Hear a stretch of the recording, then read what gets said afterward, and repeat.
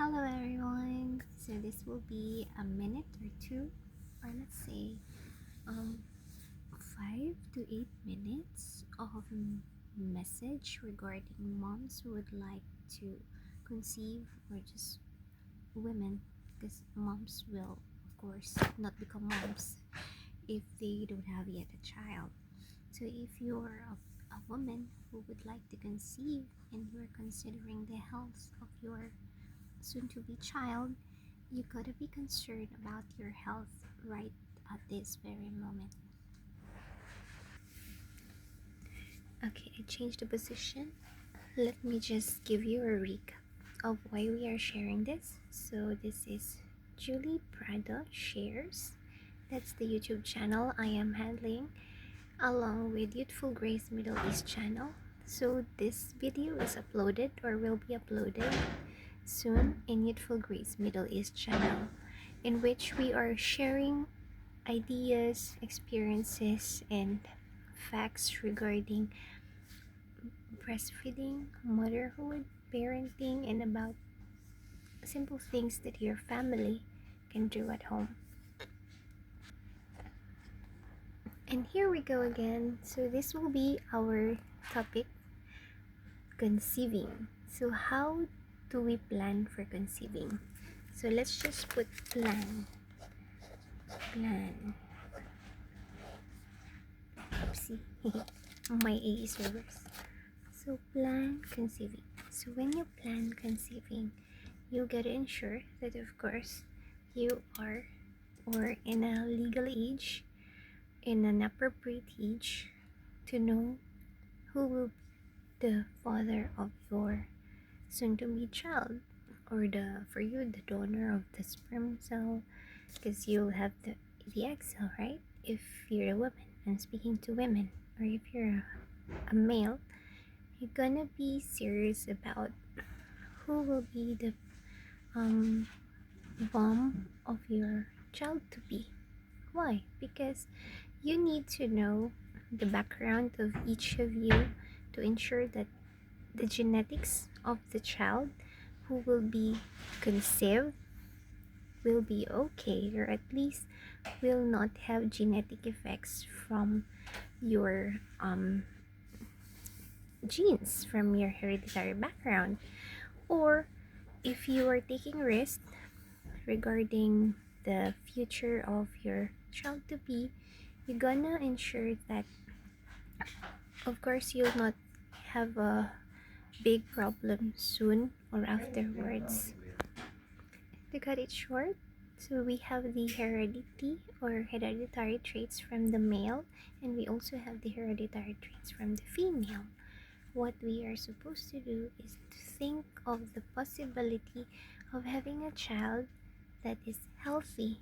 Of course, we don't want a child which has so many defects or which has so many problems which is genetically acquired. We don't want that. Knock on wood, not on anything else. Okay?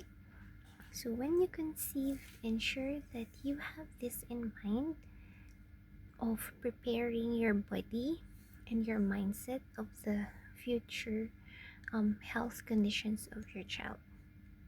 One goal is to have a healthy conception. So that's one thing that we need to understand when we plan for conceiving. So you want to be healthy, right? Aside from choosing the right partner, which is supposedly your very big concern, and taking into consideration if you will be staying as a single person or a married person or a person who has a partner in life. Okay, so again, if you want to have a child, you better look at the background, genetically, hereditarily, or from the background of the parents, also the sisters or brothers of your partner. Again, what are the things you need to consider when planning conception? Number one, your partner, you and your partner's genetic background. Number 2, your lifestyle. You're gonna check your lifestyle. This is number 1. This is number 2. Lifestyle check. So in your lifestyle, you're gonna check your food intake. So I'm not just talking about the physical food, like if you're eating fruits or vegetables, meat, whatever, the juices you take or the liquids you take, you put in your body. This is also spiritual, emotional, social. So whatever you put in your mind, your physical, your spiritual, your emotional well-being, psychological well-being is like a food is food. Okay, check your lifestyle. Even your belief system is included here. And also your sleep may be included in the kind of mentality that you consider when you want to sleep for about the average healthy amount, which is 8 hours. Or maybe you just sleep a minimum of 5 to 6. So it all depends upon your belief system. But still, I do believe in a healthy kind of lifestyle, which is a complete 8 hours of sleep per day. But for children, I hope you got a lot of sleep, more than 8 hours, like 10 to 14 maybe. And then when you grow, or as you become an adult, yeah, it would lessen a bit, but at least try to live a healthy lifestyle, balanced diet, and enough sleep. So why are these top 2 things when you plan for conception are important? This will help your cells be prepared for the nourishment of the fertilized egg. If in case your cells, not everything, but majority of your cells are healthy, then there is a great chance of conceiving a healthy baby, right? Away from many diseases. And the third one is, if you're considering your location or the habitat or the environment in which your child will grow, better also consider the time or the month you would like to conceive, because that will be tantamount or related to when the child will be born, isn't it? The environment. The environment of your future child will also affect his or her growth.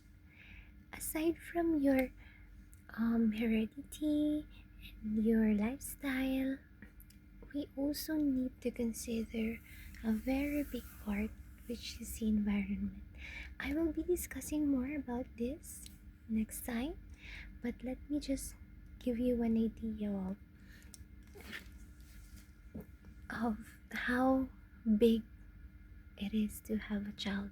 It's a huge responsibility, and if you were given that, you prayed for that, you really wanted that, you need to really brace yourself for many challenges, opportunities, and also pains associated with that. But I hope that this journey of conceiving, starting from planning, conceiving, and laboring or delivering a child after raising a child, will make you become a better person and better partners, or better husband and wife someday. Yeah. So as of now, I would like to share that I am thankful, joyful, happy, and continuing to be kind, more kind, show acts of kindness, especially to my loved ones, my relatives, and a few friends that I know which I can reach physically or via social media.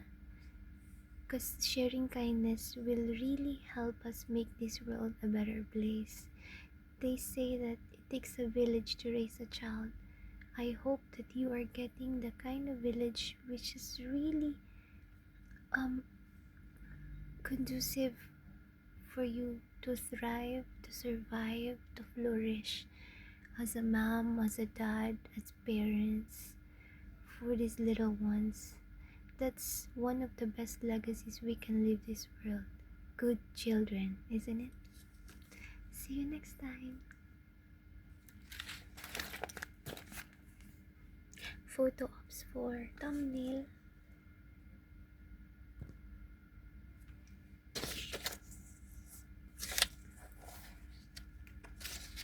Take care and share us your comments.